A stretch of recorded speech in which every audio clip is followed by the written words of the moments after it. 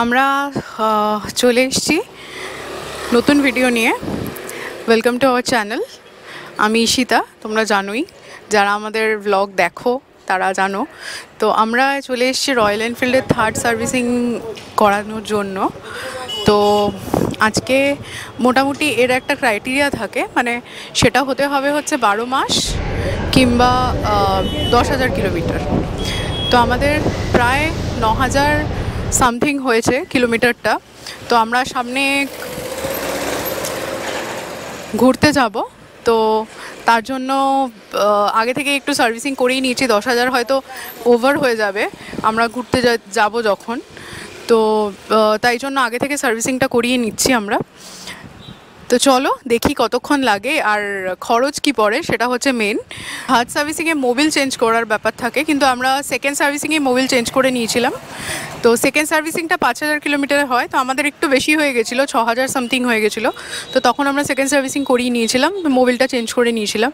জানি না এবারে মোবিল চেঞ্জ করতে হবে কি না, কতটা কি খরচ পড়ছে, কি লাগছে সেটা তোমাদেরকে দেখাচ্ছি।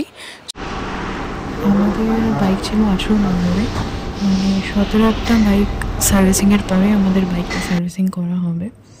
আমরা ওয়েটিং রুমে ওয়েট করছিলাম যে কতক্ষণ নিয়ে বাইকটা আমাদের সার্ভিসিং হবে, আর ততক্ষণ নিচে আমাদের বাইকের সার্ভিসিং চলছিল।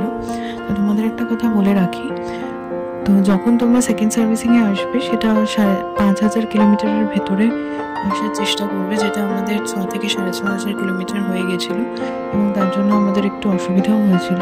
আর ওই টাইমেই আমরা আমাদের বাইকে মোবিল চেঞ্জ করে নিয়েছিলাম, কারণ 10,000 কিলোমিটারে মানে থার্ড সার্ভিসিংয়ে মোবিল চেঞ্জ করা হবে এটা বলা থাকলেও 6 থেকে 7,000 কিলোমিটার চালানোর পরে মোবিল চেঞ্জ করা উচিত প্রত্যেকবারে, এটা সার্ভিস সেন্টার থেকে আমাদের বলা হয়েছিল। তো তাই জন্য আমরা তখনই মোবিলটা চেঞ্জ করে নিয়েছিলাম। সেকেন্ড সার্ভিসিংয়ে সাধারণত বাইকটা চেক করে মোটামুটি ওয়াশ করে ছেড়ে দেওয়া হয়।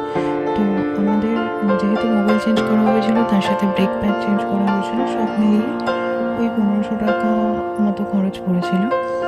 আর দেখতেই পাচ্ছ এখন থার্ড সার্ভিসিং কমপ্লিট। তো থার্ড সার্ভিসিংয়ে আমাদের বিল হয়েছে মোটামুটি 600 টাকা মতো। তো সেরকম কিছু চেঞ্জ হয়নি, আর তার জন্য বেশি টাকা লাগেনি। প্রত্যেকবারই কিন্তু চেন লিউব আর চেন ক্লিন করার জন্য একটা চার্জেস তোমাদেরকে পে করতে হবে প্রত্যেকটা সার্ভিসিংয়ে।